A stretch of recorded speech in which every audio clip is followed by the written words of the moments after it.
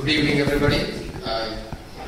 It's an honor to welcome a special guest here, Sri Satyanarayan Sarma. Just to let you know, like many of you know, most of the people that come into your life after you become a devotee of Mother is somebody that Mother sends to you. This journey to our temple started here a little under 3 years with Padmaja and me. We were having a short conversation, and then one thing led to another, and Madhav, his son, came here to study, and he just graduated, and that's what brought Sri Satyanarayan Sarma here. But one of the few things, I don't know what he knows, but I know that he knows a lot. So that much I'm very convinced. And the book he's published, Sri Vidya Rahasyam, is something that what I hear from him and others is not something that came from him. It came from Mother herself, because he is not a poet. He didn't have the background to write those words, but it came to him and he published. And very important thing, this is a place that he wanted to come and speak. And as you all know, that it's something that you may want to do, but without Mother's permission, nothing happens. So this is a big day for some of us that have been following his journey here, and I'm very delighted to introduce you. And he's going to have a PowerPoint presentation. The presentation will be in English, and we're all looking forward to it. You should all be blessed to be here to listen to them speak today. Thank you.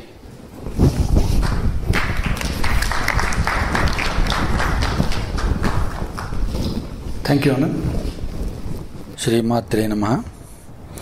Abadhanjali Samputam Vinainam Saukhyaasane Susthitam Milat Snigdha Vilochanam Smitala Sadvaktram Samadhauratam Samyak Kumbhita Marutam Sthirabapur Yogindra Vismapanam Vande Pavana Dakshineswaragatam Tejo Jaganmangalam Nityan Namostu Gurave Paradevataye Vishwatmane Bhagavate Karunarnavaya Sri Sharada Priyatamaya Gadadharaya Chandratmajaya Kshudiramasutaya Tubhyam Satchit Pramoda Ghana Sauhrada Meru Shaila Karunya Dukta Jalade Kila Dharmamurte Mukti Prabhakara Samadhi Sudha Mayuka Sri Ramakrishna Bhagavan Satatam Namaste. I bow down at the lotus feet of Divine Mother, who has come to this world and performed her grand Leela in the ecstatic form of Lord Sri Ramakrishna, who always enjoys the state of Samadhi, who is the king of yogis, who is the supreme guru of all the worlds, who is the universal self, who is the ocean of grace and mercy, whose consort is Ma Sharada, who is Paradevata herself, but took a human form as a son of Ma Chandramani and Kshudirama for the welfare of the world. Good evening to all of you. Children of the Great Mother, I welcome you all to this great evening where I am going to speak on the most esoteric and potent Vidya of the Tantras, that is Sri Vidya Tantra. This has become possible only through the grace of the Great Mother. Her ways are mysterious and miraculous. The great Devi Saptasati says, Srushti Sthiti Vinasyanam Shakti Bhute Sanatani Gunashriye Gunamayi Narayani Namostati. She is the supreme energy which creates, preserves and destroys innumerable stellar systems and worlds. So nothing is impossible to her. So once again I reiterate, it is only through her grace that I am able to come here to this temple where Mother is being worshipped as the great Adipara Shakti, and I am able to speak before you all on the great Vidya that takes you to her bosom and makes you one with her. Before doing that, I want to thank a few people here, Dr. Krishna Kumar Garu and Dr. Venkat Hari Garu, trustees and the committee members of this temple, for giving me an opportunity to be able to speak before you on the Vidya of the Mother. I also thank all my followers who are from Michigan and also from other places like Texas and other states who braved all odds to come here to listen to my words. I thank you one and all. Now let me take you along with me into the mysterious and esoteric world of Sri Vidya Tantra. Let me explain a few words before going deep into the subject. Sri Vidya is a part of the Tantric lore of India. The word Sri denotes affluence, wealth, auspiciousness and resourcefulness. Vidya literally means knowledge, excellence, skill, and in the Tantric parlance it denotes a mantra too. So Sri Vidya means the mantra of the great goddess, which can give you everything you need, including liberation from the cycle of births and deaths. Now, let me explain the word Tantra a little to you. Many people are afraid to listen to this word Tantra because they think that it is something akin to black magic. It is not so. The word Tantra, when expands, can be Tanyate Vistaryate Tantram. That means the practical methodology by which you realize your goal.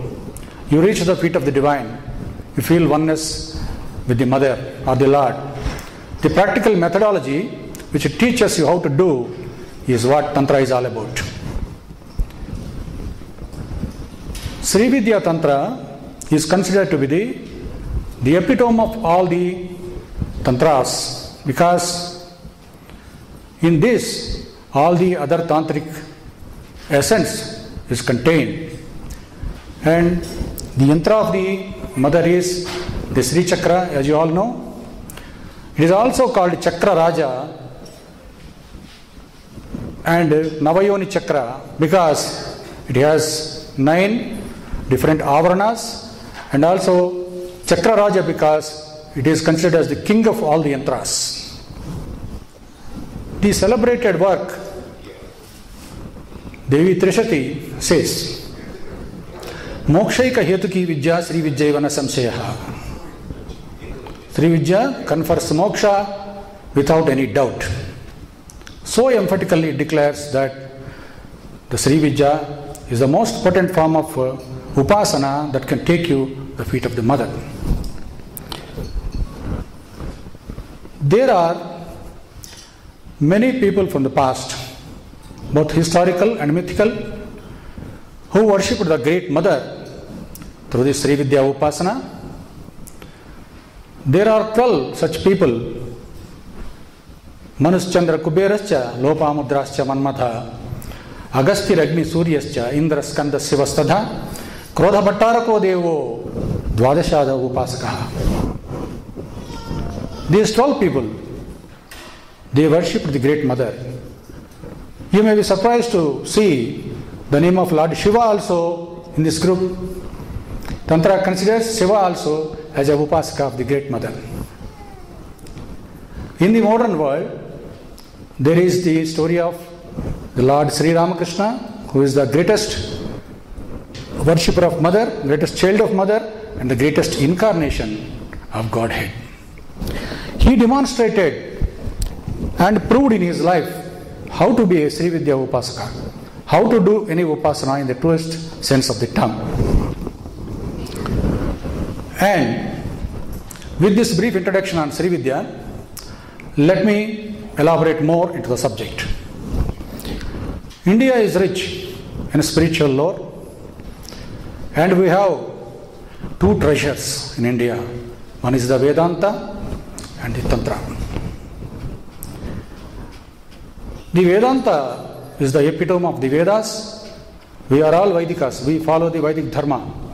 So, Vedanta is the pole star for us. Vedanta says, in essence, Brahma Satyam Jagan Vidya, Jivo Brahmaiva Naparaha. The world is an illusion, God is the only reality, and the individual Jiva is none other than the Supreme Brahman. This is the dictum of the Vedanta. But diametrically opposite, you have another version from the Tantra which says, Brahma Satyam Jagat Satyam Satyam Satyana Pratishtitam. God is real, this world is also real, and everything is real. This is the concept of the Tantras. So you can see from this, Tantras are more practical and more effective to apply their principles in your day-to-day life. Because Vedanta says the world is an illusion. So you have a problem here. You have to deal every day with the world from dawn to dusk, and Vedanta says that it is an illusion. So you feel suddenly like you are a somnambulist. You are a sleepwalker. When everything is an illusion, what is the fun of doing all this? Then Tantra comes to your rescue and says, no, the world is not an illusion. It is the manifestation of Supreme Brahman in the form of Divine Mother. This is the Tantric concept, which gives more fulfillment than the Vedantic concept. There are many dictums from the Upanishads which describe the Godhead. Anando Brahmeti Vijanat. Now the Upanishad says the Brahman is nothing but infinite bliss. The Upanishads tried to define Godhead as Satyam Jnanam Anantam Brahma. What we call in common parlance as God, the Vedas call it as Brahman. And they try to define it as Satyam Jnanam Anantam Brahma. It is the infinite truth, it is the infinite knowledge, and it is the infinite bliss. This is the definition of God given by the Vedanta. Then again it says, by knowing only that Godhead, a man can cross all misery, all bondage, and all death. I know you are all familiar with the Upanishad mantras which says, Asatoma Sadgamaya, Tamasoma Jyotirgamaya, Mrityorma Amrutangamaya. From falsehood, lead us to truth. From darkness, lead us to light.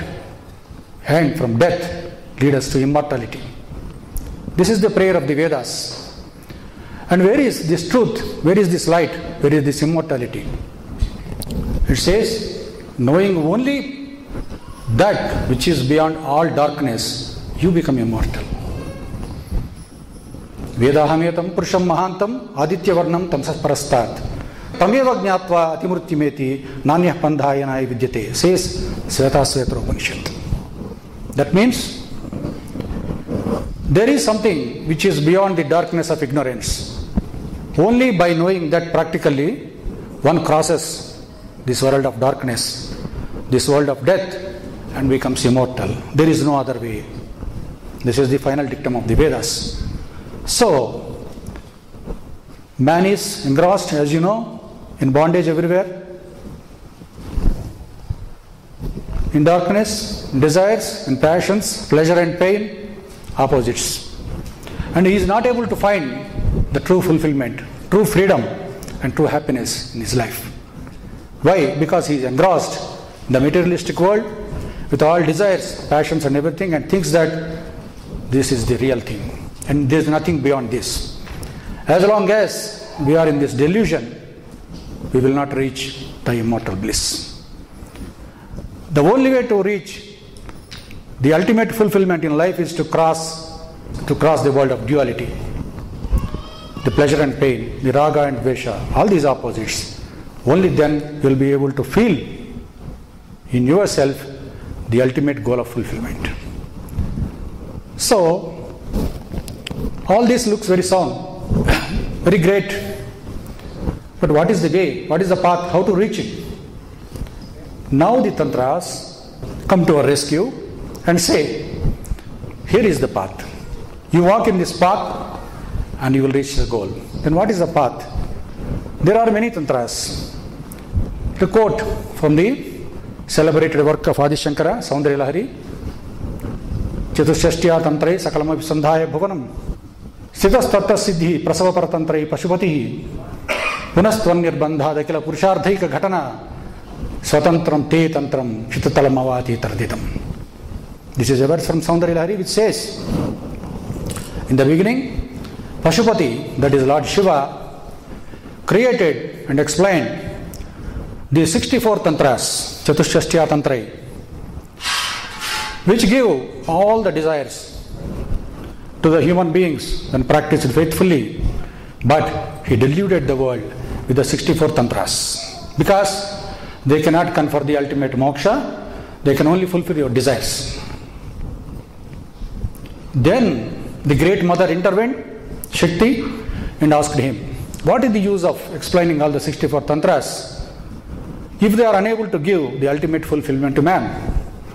So, explain to me the real thing which can take him to the other shore. Akhila Purushardhaika Ghatana, she says. That means, which can confer on you all the Purusharthas, all the 4 Purusharthas. What are the Purusharthas? Dharma, Artha, Kama and Moksha. These are the 4 Purusharthas. So, other 64 tantras, they could give the first 3 Purusharthas, Dharma, Artha and Kama. You can live righteously, you can have wealth, and you can fulfill your desires. But you can never go beyond the net of this Maya. Only Srividya Tantra can give you moksha. That is why Lalita Trisati says, Mokshaika Hetuki Vidya Srividya Ivana Samseha. Then, listening to the request of the Devi, Lord Shiva gave to the world the science of Srividya. This is how it all began. Now, let me go a little deeper into the subject. Any tantra has 3 things. One is the yantra, and the other is mantra, and the third one is tantra. What is the yantra? Yantra is the geometric representation of the deity. We have the deity here in the form of an idol. It is her physical shape. The yantra is her geometric shape. The tantrics worship God or goddess both in their physical forms and also in their geometric forms. So without the yantra being installed underneath the deity, usually the installation will not be complete. So yantra is the geometric representation of the mother or father. One of the most beautiful concepts of our Hindu religion is you can approach God as your father, or as your mother, or as your friend, or as your Lord, or your brother, or even as your lover.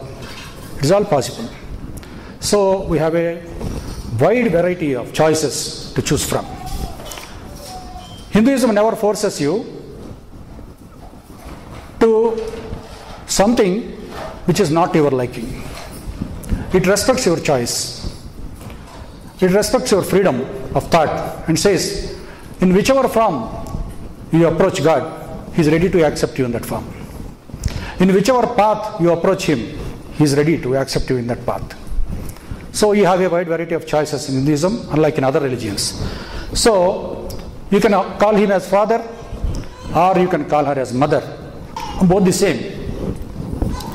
It is 2 aspects of the same coin. Now I have explained about the yantra of the mother. This has got 9 avaranas. This is Sri Yantra, which represents the Divine Mother, has got 9 avaranas. To quote again from the Saundarya Lahari, Bindu Trikona Vasukona Dashara Yugma Manvasa Nagadala Samyuta Shodasaram Urtatrayam Dharani Sadanatrayam Cha Sri Chakrameta Duitam Paradevataya. This is how the Sri Chakra was defined in Saundarya Lahari. It has got 9 avaranas, 9 layers you can see. In the central portion, you can see the Bindu. That is a place where Shiva and Shakti resides in union. From there, coming out, you can see a small triangle, and again a layer of different triangles, and then petals, and finally you see something like a compound wall, like a temple compound wall, enclosing the entire picture. Now, there are many ways of worshipping the Divine Mother.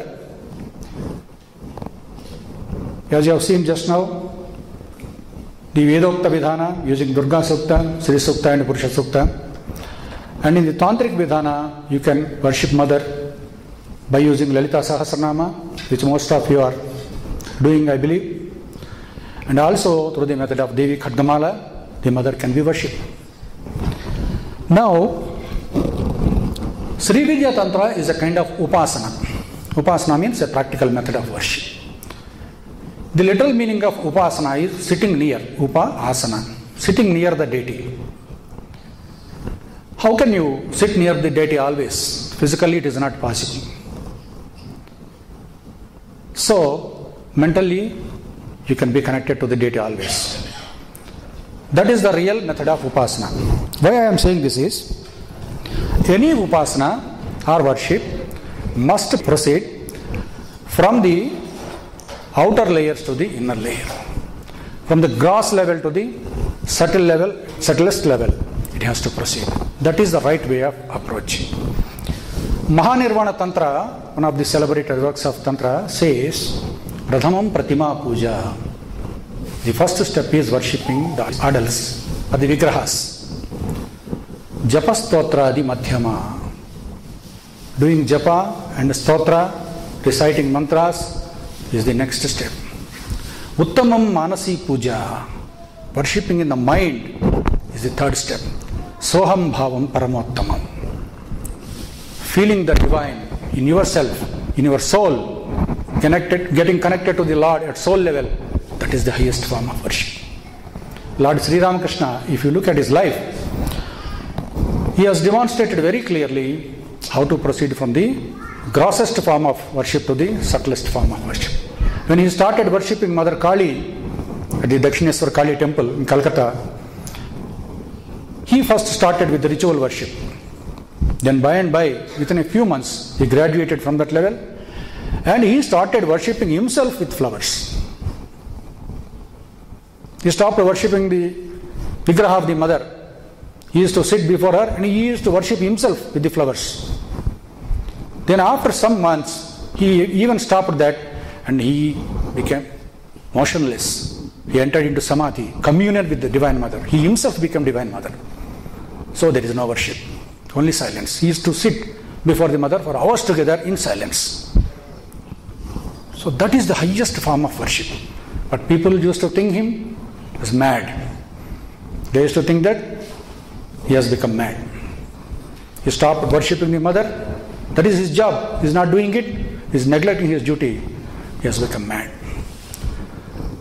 These are the worldly people who cannot understand the mysterious ways of these sadhakas. So it is quite natural for them to consider him as mad. The worship must proceed from gross to the subtle levels. Why? Because this is the path of Dvaita to Advaita. When you are doing a formal worship, you see the deity as something different from you. The deity is there and you are here. There is Dvaita. You two are there. But slowly, when you start approaching the Mother or Father, then you start merging in him. Then finally, when you merge totally in the deity, you become one with the deity. That is Advaita. So the journey is from Dvaita to Advaita. Then again you have to come back. You cannot remain in the Advaita state forever. So after some time, after a few hours, you have to come back to your daily life. You have responsibility to attend. So then you bring down the bliss of the union with the Absolute, and in your day-to-day life, you conduct yourself in whichever way you think fit. But Now you are a changed man or a changed woman. Your total perspective changes. Your outlook changes. The way you look at the world, the people, how you interact with the people around you, everything changes. It undergoes a total transformation. Once you reach that level, and then I can come back. That is called Visishta Advaita. Visishta Advaita. It is a special form of Advaita. Then you see yourself in others, and others in you. Everywhere you see God, and your life, total life becomes blissful, totally fulfilled, and you reach the ultimate fulfillment for which you have taken a birth here. This is how the concepts of Dvaita, Advaita and Visishta Advaita are to be implemented in your day-to-day life. This is how the esoteric secrets of Tantra and Vedanta are to be brought down into the minutest details of your life. Unless this happens, a mere worship for half an hour or 1 hour, I don't say it is quite useless. It will be useful to some extent, but it will not serve the ultimate purpose. The worship you do has to percolate down to the minutest details of your life. It should reflect in all your relations with the people around you, with your interaction. In your interaction, this should reflect. Only then your worship gets fulfilled. The upasana becomes fulfilled. It gives a siddhi. So now, how to do this? When you are worshipping the deity as something different from you, it is only LKG upasana. The next step is manasika puja. Then what happens? You impose the yantra on your body. You superimpose the yantra on your body. Now let me explain to you how the Sri Yantra can be superimposed on your own self. Please go to the next slide. This is the same Sri Yantra in another form. This is the Mer Prastara which I have seen here installed, and they were doing the Abhishekam to it. Now this is the three-dimensional representation of the same Sri Chakra. Sri Chakra is two-dimensional, this is three-dimensional. That is the only difference. Next. You have first Avarana. First Avarana I have shown you. That is the compound wall-like thing. That is called Trailokya Mohana Chakra in Sri Vidya. In this, at every corner where two lines meet, certain deities are imagined and they are worshipped in a circular, clockwise and sometimes anti-clockwise. In the first Avarana, you have all this. People from you who are more familiar with Devi Khadgamala Stotra can easily identify these slokas. The first Avarana contains the Ashta Siddhis, Anima Siddhi 2, Prakamya, and then 3 more Siddhis were added here, and then Brahmi, Maheshwari, Ashtamatrakas, and the Yoginis. So all these are embedded in the first Avarana. Please go to next. Then comes the Sarvasha Paripuraka Chakra. The first level in the human body is below the waist level, below your navel. This is called the first thing, Trailokya Mohana Chakra. The first compound wall of the yantra is your lower body. Then comes the Sarvasha Paripuraka Chakra, genital area, which is identical with the Swadhisthana Chakra. The first level is identical with the Muladhara Chakra of the yogic floor, and the second level is identical with Swadhisthana Chakra, which controls your reproductive system. Here you have Kama Karshni, Buddhya Karshni, Ahankara Karshni, Sabda Karshni, Sparsha Karshni, Rupa Karshni, Rasa Karshni, Gandha Karshni, Chitta Karshni, etc., etc. All these yoginis. Please go to the diagram. Sri Chakra. First one. This is the Bhupratraya, and this is the first level. The Sarvasha Paripuraka Chakra.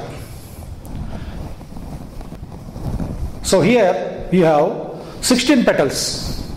The 16 petals which are in the second Avarana represent the 16 Shaktis here. Kameshwari, Bhagamalini, Chiklane, Berunde, Vahinivasini, Mahavajreswari, Sivaduti, Tvarte, Kulasundar, Nitya, Nilapataki, Vijaya, Sarvamangali, Jwalamali, Chitre, Mahanitya, Parameswari, Parameswari. They are the 16 Nityas of Chandrakalas. Now, you have a verse in Lalita Sahasranama, This is the Chandra Vidya which has been hinted in the Lalita Sahasranama. Now you know, from Padyami to Paurnami we have 15 Tidis. They are the 15 Nityas, different Chandra Kalas, which are embedded in the 15 petals plus 1. That one is the light which is there all the while in the 15 Nityas. That is the 16th light. So all these 16 lights are imagined as being here in your Swadhisthana Chakra, and they are worshipped here. That is called Chandra Vidya. It gives certain powers and certain boons to you. Now every avarana, if it gives siddhi, it confers on you certain resources, certain siddhis. Your latent talents, your latent potentials wake up. That is what happens in Sri Vidya.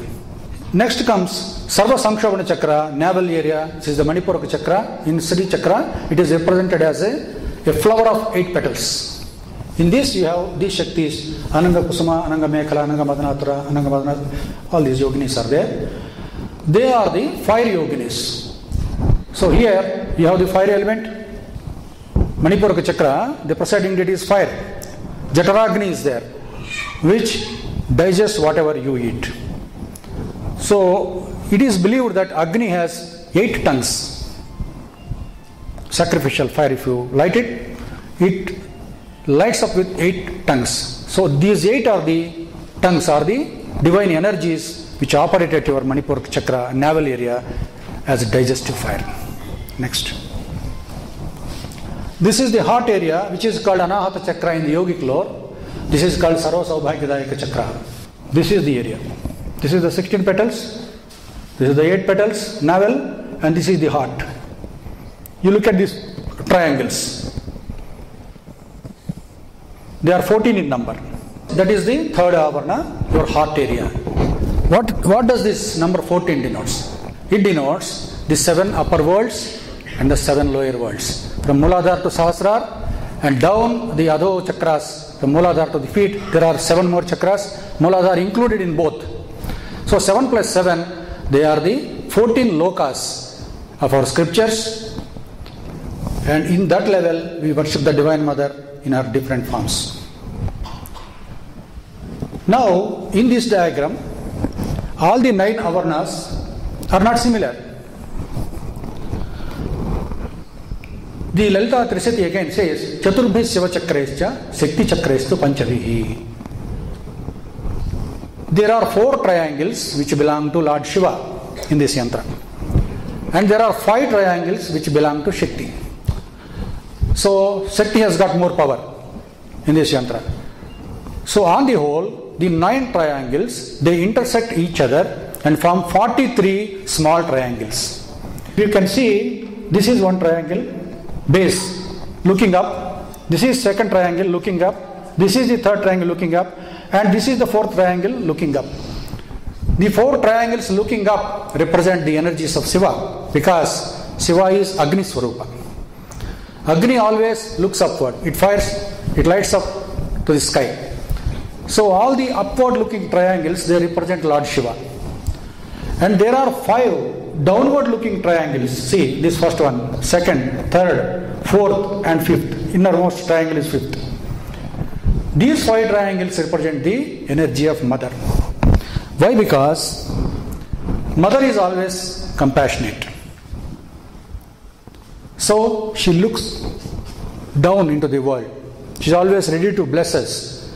So looking down into the world is represented by the downward looking triangles. That is the Swarupa of Shakti. So when the 4 upward looking triangles and the 5 downward looking triangles intersect at different points, they create 43 small triangles. And the Bindu in the center, which is the union of Shiva and Shakti here, this is also considered as a triangle, making the count 44. So there are 44 triangles in this inner circle, which represents 44 different Shaktis of Shiva and Shakti, mixing and uniting at different levels and giving you different types of anandas. Lalita Trisati again says, Saivanamapi Shaktanancha Chakranancha Parasparam Avinabhava Sambandham Yo Janati Sachakravit. Whoever knows the interrelation between the chakras of the mother and Shiva, he knows the essence of Sri Vidya. And it also says, if someone worships mother without knowing this interrelation between the energies of Shiva and Shakti, then natat phalam mavapnoti lalitamba natushyati, it says. Mother is never pleased with that worship. So, if you worship mother through Sri Yantra or Sri Vidya, you have to know the interdependence of the energies of Shiva and Shakti. Only then mother is pleased. So it happens outside as well as inside your body. Now let us go to the next level. Heart is over. Next we will come to the throat area, which is called Vishuddha Chakra in yogic parlance. Here you have Sarva Siddhi Pradesh, Sarva Samprat Pradesh, Sarva Priyankari, Sarva Mangalakarni. All this you know if you recite Devi Khadgamala. All these yoginis are there. This is called Sarvardha Sadhaka Chakra. This is throat area. And Upasana of this level also gives you many powers like the Kavitva Shakti and many other powers in yogic parlance. Kanthaku Upekshit Pipasa Nivrutti says the Yoga Sutras of Patanjali. If you meditate here in the Vishuddha Chakra, you overcome thirst and hunger. Yogis meditating for weeks and months in the Himalayan regions, they usually take resort to this technique to overcome their hunger. Next you come to Sarvarakshakara Chakra, which is the eyebrow center and which is also called Agnya Chakra in your yogic parlance. Here, Sarvagnya, Sarvashakti, Sarvaishwarya Pradayini, all these different deities are there. Next. Then forehead is the Sarvarogahara Chakra. This is also called Lalata. And here, as you go from gross to deeper layers, the Shaktis also become more potent because they will be closer to the mother, which is the Bindu. The more closer they are to the Bindu, the more potent and powerful they are. So these are the main deities, Vashinya the Vagdevatas. And these are the deities which gave birth to Lalita Sahasranama. And you find all the Shaktis in your forehead, in your Upasana. Then in the top of the head, Mastakecha Trikonakam. On the top of the head, you superimpose the single triangle in the middle. It is on the top of your head. This is called Sarvasiddhi Pada Chakra. Here you see Banini, Chapini, Pasini, Ankushini, Mahakameswari, Mahavajreshwari, Mahabhagavani, Sarvasiddhi Pada Chakra Swami, Atirahasya Yogini Namaha. This is your top of head. The central triangle is in the top of your head. This is where all the yogis and jnanis and Jivan Muktas meditate on the Divine Mother. And here is the Brahmarandra. The Bindu in the center is identified with your Brahmarandra. This is called Sarvanandamaya Chakra. This is the Sarvanandamaya Chakra, Bindu. Here, if you reach here, you have crossed the dualities. You have crossed the pleasure and pain. You become Anandamaya, blissful. That is why this is called Sarvanandamaya Chakra. So with this, the Devi Khadgamala Puja ends. So, if you are reading Devi Khadgamala, you are actually doing the worship of Sri Yantra unknowingly. The 9 avarana of Sri Yantra are this. Baindavam Brahmarandram Cha. Brahmarandram is top of your head. This is from where the Jiva enters into the body at the time of giving life to the fetus. That is why it is called Brahmarandram. That is a Bindu in the center is this. Then Mastakecha Trikonakam. Mastaka means the top of your head. This is the Trikona in the middle of the Sri Yantra. Lalate Rogaharanam. And here Sarvarogahara Chakra. Dhruvar Madhye Sarvarakshanam. Here Sarvarakshakara Chakra comes. And then Kante Sarvardha Sadhaka Chakra. Here the Sarvardha Sadhaka Chakra is imagined or superimposed. Then Hridaye Saubhagyadayakam. Here the Sarva Saubhagyadayaka Avarana. Then Nabhav Sarva Sankshopanam Chakra. Here the element of fire in the form of Sarva Sankshopanam Chakra. Madane Sarvasha Paripurkam. In the genital area, the Sarvasha Paripurka Chakra is imagined. And Katya Dobhage Trailokya Sammohanam Vai. The downward portion of your body is the Trailokya Mohan Chakra or the outermost compound wall of the Sri Yantra. Deha Yantrena Samarasam Siddhyate. This is how you superimpose the Sri Yantra on your body and worship the Devi inside you. This is called Antarikarchana. Uttamam Manasi Puja. That is this level. After this, after some time, when you get perfection at this level, you just merge in the Divine Mother. Soham Bhavam Paramattama. Then you yourself become Divine Mother. You become a part of her. And you just jump into the ocean of bliss. You become totally blissful. So, this is about the yantra. Now let me talk about the mantra of the Divine Mother. There are many mantras in Sri Vidya Upasana where the Guru initiates the disciple in a kramanugata parampara, step by step fashion. Though there are many mantras, the most important mantras in Sri Vidya are three. One is the Bala mantra, the second is the Panchadasi Mahamantra, and the third is the Shodasi Mahamantra. So Bala is considered as a girl of 8 years old, a form of mother, very childish, very naughty and blissful. Panchadasi is a girl of 15 years, somewhat matured than Bala, and she is very beautiful. She can confer all the boons on you. Shodasi is the 16-year girl, full blown, and she is the epitome of youth. When Lord Sri Ramakrishna did the sadhana of Sri Vidya, he explains at one place, I have seen hundreds of devas and devatas of the tantras in my visions, but the beautiful form of Lalita or Shodasi is par excellence. It surpassed in its effulgence and beauty all the other forms of Devi which I have seen.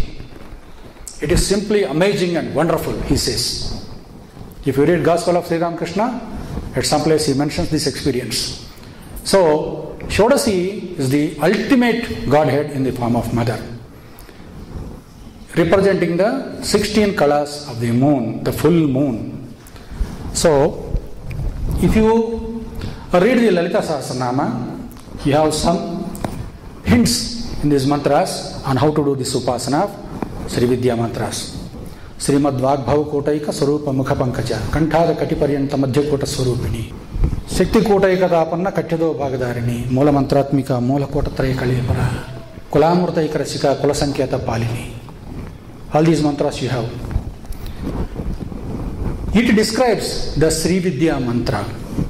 Srimad Vagbhav Kotaika Swarupa Mukha Pankaja. Up to here, the first part of the Sri Vidya mantra is meditated upon. From here to here, you have the Kamaraja Kota. Here, the second part of the Sri Vidya mantra is meditated upon. And from here, the third part. This is called the Kadi Vidya. From here to here is called Hadi Vidya, and the downward portion is called Sadhi Vidya. Kadi Vidya was worshipped by Manmatha, God Cupid, and then Agastya, the celebrated sage. Then the Hadi Vidya from here is the creation, or was worshipped by Agastya's wife Lopamudra and others. And Sadhi Vidya was worshipped by the all celebrated Saptarshis and divine rishis. So, this is how, apart from the yantra, the mantra of the mother also is superimposed in your body. Mother goddess has three forms. One is the gross form, which is the idol or the yantra. The second one is the subtle form, which is her mantra, the sound symbol of mother, the Shabda Brahman. The third one is para, that means the pure divine energy of the mother. So these three layers correspond to your Sthola Sarira, Sukshma Sarira and Karana Sarira. They purify all the three layers of yourself in a very drastic way. The mantra of the mother works in this way. So we have discussed about the yantra, we have discussed about the mantra, and now we are coming to the Devata. Mother in Sri Vidya has got many names, but most prominently Lalita, Shodasi, Rajarajeshwari and Tripura Sundari. These are the most famous names in Sri Vidya. Lalita means the energy which is very delicate. Mother is never harsh. She never becomes angry with us. Father becomes angry with us. We cannot be close with our father. But unlike him, you can be very close to your mother. You can enforce your demands on your mother, but not on your father. Father is a strict disciplinarian. He shows you the stick always. Don't do this, don't do that. See, there also, father is trying to control the child. But mother never bothers. Let him play. That is mother's compassion. Similarly, Lalita also is a very delicate form of mother. She is full of compassion. She is full of joy. She always blesses you. She always pardons your mistakes. Then you call Rajarajeshwari. She is the supreme goddess, a queen of all the goddesses. And then Tripura Sundari. What are the Tripuras? I have already explained. Stula, Sukshma and Karana series of you are the Tripuras. Are the Sattva, Rajas, Tamo Gunas. The three bodies, the Gunas, three Lokas, three states, Jagrat, Swapna, Sushupti, again three. So the energy which supports all these three levels and sustains you even when you are asleep, that is the Tripura Sundari. She is the goddess who permeates all the three layers of your existence and supports you from the time of your birth to the death. She is called Tripura Sundari. She is the Prana Shakti which is working in you even when you are asleep. So, these are the qualities of mother which are worshipped in Sri Vidya. Now, summing up, there is one more concept called Samarasa in Sri Vidya. Samarasa means identification with the Divine Mother. Ultimately, you have to go near her, you have to sit in her lap, you have to merge in her. That is the final stage of any upasana. The dhyata, and the dhyeya, and the dhyana. The meditator, the deity which is being meditated upon, and the act of meditation, all these three must merge into one essence. That is called Triputi Bhedana in Sri Vidya. Breaking the three knots. Only then your upasana really becomes fulfilled. As long as you have not touched that level, please understand that you are just roaming in the intermediate ranges, in the Bahya Varnas. So, this is called Samarasa. Samarasa means what?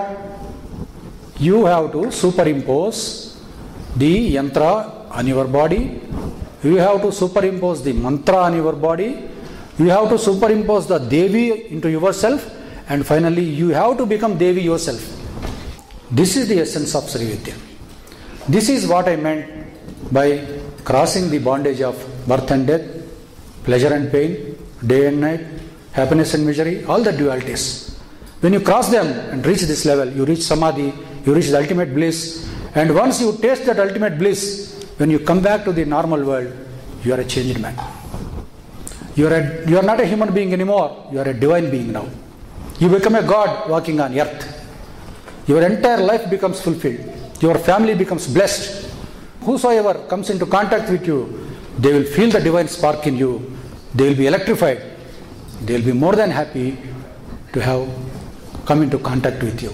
So, through this upasana of Sri Vidya, you become blessed and you also bless those all around you. This is the most powerful tantra of our country, and which is meant for one and all without any restrictions of caste, creed or religion. The Vedic dharma actually is meant for only for the sannyasis. The Vedanta or the Upanishadic tradition is meant for the sannyasis who renounce the family life and become monks. They go to the forests or mountains to meditate, they renounce the worldly life. It is for them. But for others, householders, family persons like us, what is the refuge? Tantra is the refuge for us. Tantra is nothing to be afraid of. It is not any black magic. It is a practical method of approaching the divine. What you have seen till now, the method of worship here, it is all tantric worship, nothing else. So, if you follow this tantric method, Sri Vidya Upasana, your life becomes blessed. You feel totally fulfilled, more than anything else. So, now, with these few words, I wish to close my speech today. And before doing this, it is my duty to a few persons who are instrumental for this event. One is Mr. Anand Kumar from Michigan, miindia.com. who is the most ardent devotee of Divine Mother here. He is my good friend and follower. And it is only through his tireless efforts that I am able to come here and stand before you and speak before you on the celebrated Vidya of the great goddess. And the other person is Srimati Akila Padmaja, who is the real driving force behind welcoming me here and making all this event possible. And she spared no pains in associating with me, following me, and implementing my ideas and ideologies in her family life, striking a subtle balance between her family life and sadhana. So I cannot thank her enough. She is a blessed soul. And I also thank all my followers, especially the women followers who have come here, arranging their family schedule accordingly. And I also thank their husbands, because they are the real heroes. Without their help, the women folk would not have been here. So I thank their husbands also. And all my followers who have come from different states of USA to listen to this, sometimes driving 8 hours, 10 hours drive to reach here. I thank all of them from the bottom of my heart. And once again, I thank the management of this temple for giving me this opportunity. And I bow down before the divine feet of Adi Parashakti for making me eligible to stand before you and speak a few words on her Upasana. Thank you, one and all.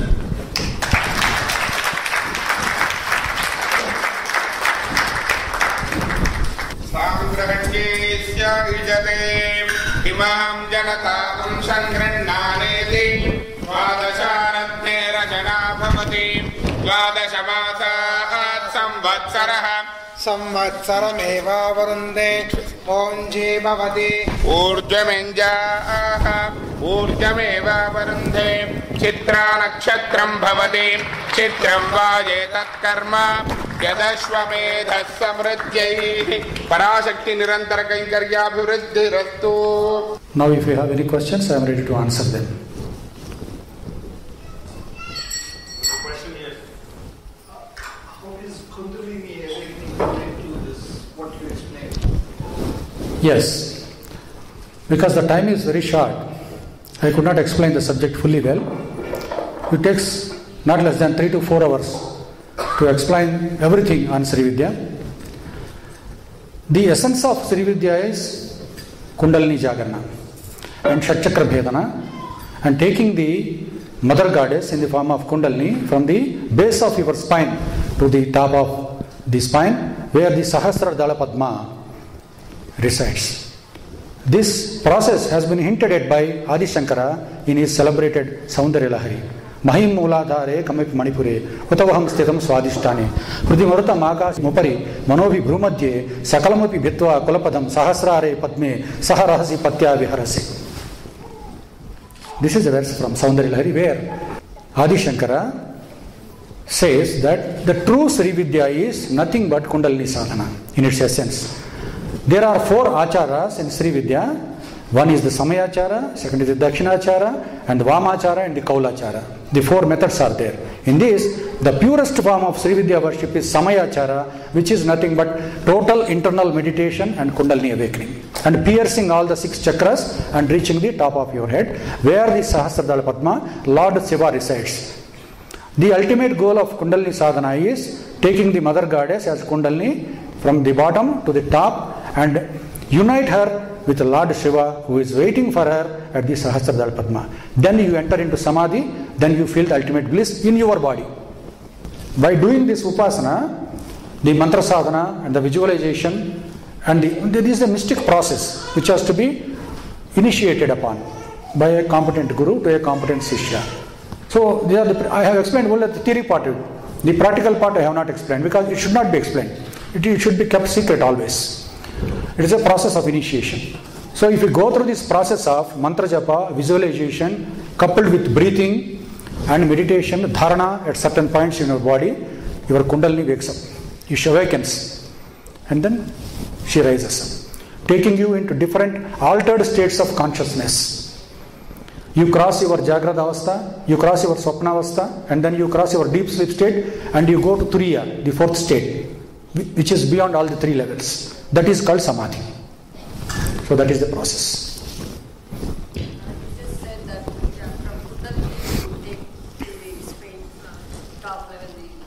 But when you were saying you were describing about the lower part, you said Saptarishis were the Upasakas of this area. Is that mean that they didn't go up, or how is that? Like, why do you say They went up, but they represent a certain level in your being. Mother is beyond the Saptarishis. Saptarishi Mandala you can see in the sky. The Supreme Mother is far beyond and also immanent. She's around you also. So there are two aspects. One is the transcendent aspect of Godhead and the immanent aspect. One who is above the worlds and who is in the worlds. He is everywhere and nowhere. So that is the meaning of the Bindu.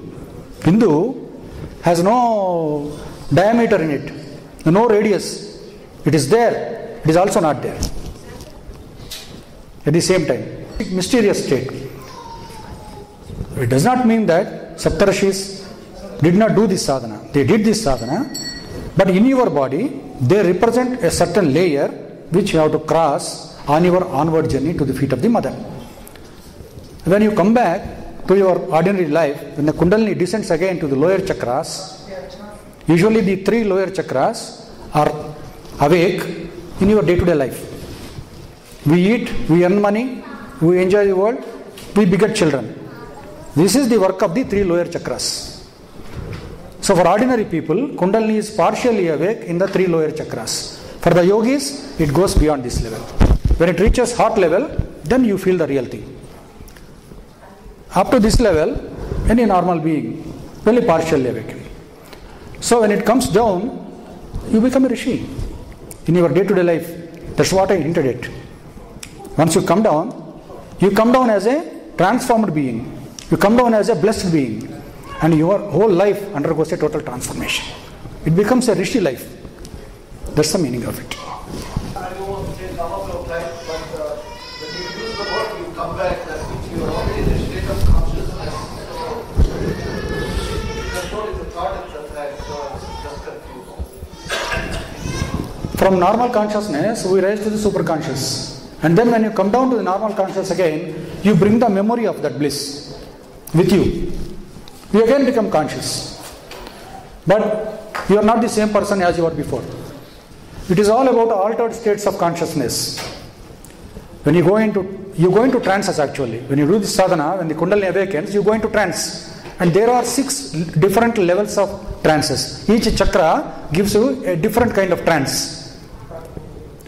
And finally, you cross all these 6 trances and finally you go into the ultimate beatitude, the samadhi. After that again you have to come back to the normal consciousness again. Because as long as our longevity lasts, we have to live in this world and do our duty. We cannot sit always in samadhi. It's not possible. Even to the greatest of yogis, it's not possible. Only according to their capacity, they will be able to be in that state, say for half an hour or 1 hour. It differs from person to person. His body constitution, his health condition, his passion for sadhana, his commitment and all that. So, anybody after experiencing that has to come down to the normal layer again. But he brings down with him all the powers, all the bliss, all the experience he had at that level, which radiates around himself in his day-to-day life. That makes him a complete human being. So, if anybody achieves that state of samadhi in their practice, do you think when they come back to the normal self, do you think they are supposed to get rid of all the jealousy, greed, and all sorts of things, and they really become a rishi where, like what you say, they radiate their presence among all people? Yes, in one sense it is yes. But sometimes such persons also become angry. They act as if they are angry. You cannot understand them easily. Because one of the names of the Devi is Dharma Dharma Vivarjita. She is beyond dharma and beyond adharma. I'll tell you a story. You know the sages Vasishtha and Vishwamitra? So they are dire enemies. Vishwamitra was angry with Vasishtha, so he fought him many times. So in one of the wars, he used the Brahmastra. and killed the 100 sons of Vasishtha in a trice. They were all smashed to ashes. Then Vasishtha started weeping. Seeing him weeping, Lakshmana asked Sri Rama, brother, Vasishtha is such a great sage. He even taught you Yoga Vasishtha. He is full of knowledge. Then why is he weeping like an ordinary man? Then Lord Rama replied, where there is knowledge, there is ignorance also. So one has to go beyond knowledge, one has to go beyond ignorance also. Knowledge is like light, ignorance is darkness. Where there is light, there is darkness. So a jnani is not a complete human being. He has to become vijnani. That means he has to cross the knowledge also again. They are all very esoteric and subtle things. So these dualities always exist. So when he comes down, the perfected stage, when he comes down to normal state of consciousness, sometimes he acts as a normal human being. You cannot identify him easily. So are you saying that when he comes back, he's again the normal grind, he's the same jealous, same... No. He acts them. He never feels them. He's beyond all that. Unless he goes beyond all that, he cannot go there. Once he breaks this bond, finished. They are not there in him. But when he comes down again, he has to act with people. So sometimes he acts as if he is jealous, he acts as if he is angry in his day-to-day life, but that is all Leela. Earlier he was bound, he was a bound soul. Now he is a free soul. A free soul can choose any way. He can be peaceful, he can be angry, but he is not really angry inside. It is all acting. You can see this in the life of any Mahatma. Even Siddhi Sai Baba, he became angry at many times with his devotees. He even chased them with a stick and he threw stones at them. Is he not a jnani? It is all acting. And they do such acts for the welfare of their devotees. Their ways are very mysterious, like the ways of Divine Mother. We cannot understand them easily. But they have crossed all these human weaknesses. Without that, they will not be able to go there. If you read my book, in the 25th chapter, which is called Jivan Mukta Sthiti, I have explained the state of a perfect man, the Jivan Mukta, how he behaves, how he conducts himself in his day-to-day activities. It's a very mysterious chapter. Please go through that, you'll understand better. Thank you.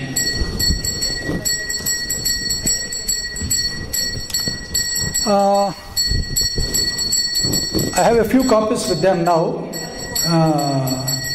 Right now it is not available, it is in my home. You can contact my PRO, Mr. Raju, he can give you that. Or you can check up my website, teluguyogi.net. From there you can get it. Or you can contact Srimati Akala Padmaja here. She might be having a few copies with her. She can give one of the copies to you. It is in Telugu. Can you read Telugu? Yes, okay. Any more questions, please, from anybody?